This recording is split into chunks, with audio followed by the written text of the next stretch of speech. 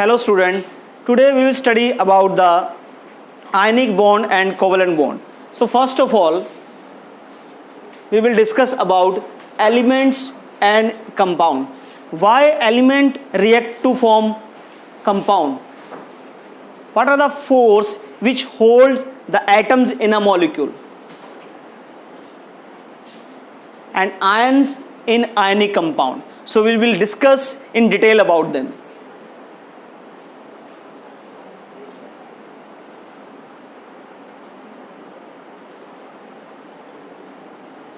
You can see the electronic configuration of magnesium. It is 1s2, 2s2, 2p6 and 3s2.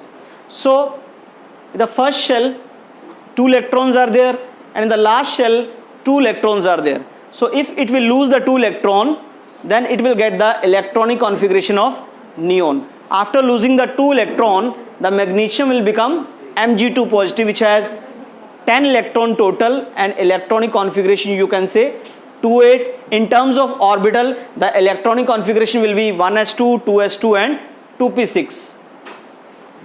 Then chlorine we are having 1s2, 2s2, 2p6, 3s2 and 3p5.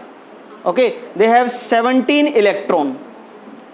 After gaining 1 electron, after gain of 1 electron, it will get the electronic configuration of argon. Okay, so by this way you can say that they will lose or gain the electron to complete 8 electron in the outermost shell, which is called as the octet.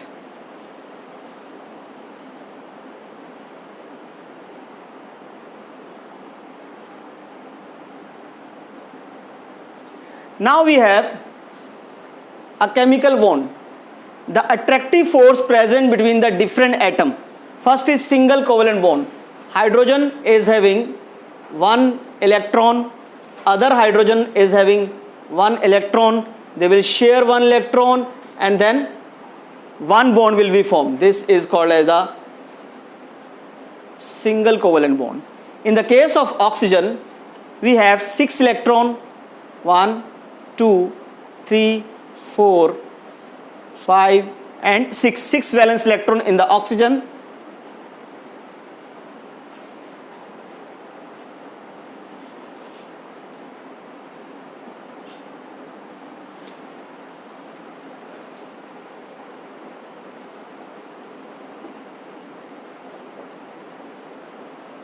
So they will share the 2 electrons and then double covalent bond will be formed between 2 oxygen. So this bond is formed by the mutual sharing of electron between the 2 atoms. So now this oxygen has 1, 2, 3, 4, 5, 6, 7, 8 electron, and this oxygen also have 8 electron. So in the hydrogen we have a single covalent bond and oxygen we have a double covalent bond. Similarly in the nitrogen they will share 1, 2, 3, you can say this nitrogen is also having, so they will share 3 electron and triple covalent bond will be formed in the case of nitrogen. Okay,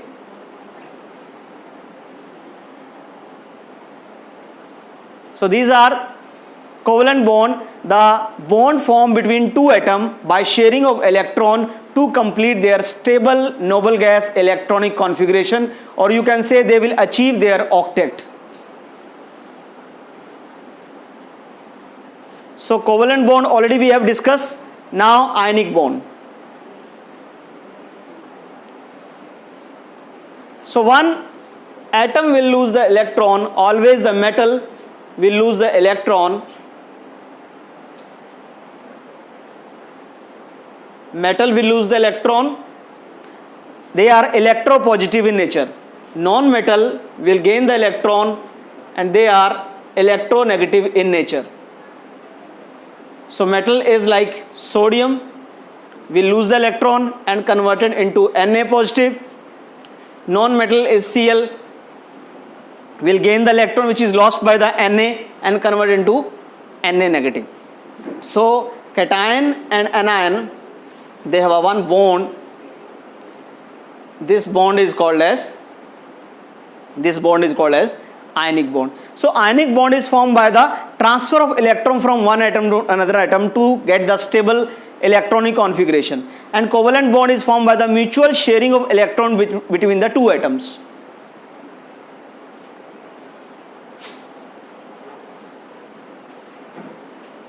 In the ionic bond, there will be a transfer of electrons, you can say.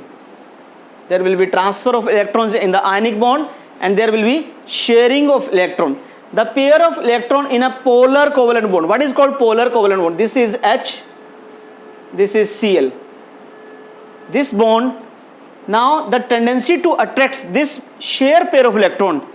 Chlorine has more, so it will get a slightly negative charge, and hydrogen has less tendency to attract this share pair of electron, then it become a polar. So that is called as the polar covalent bond.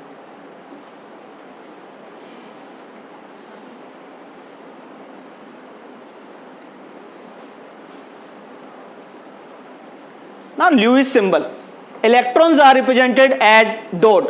Only valence electron are used. Hydrogen atom has only one electron. Lithium has one valence electron. Sodium has one valence electron. So they all has a Lewis dot symbol like this, you can see.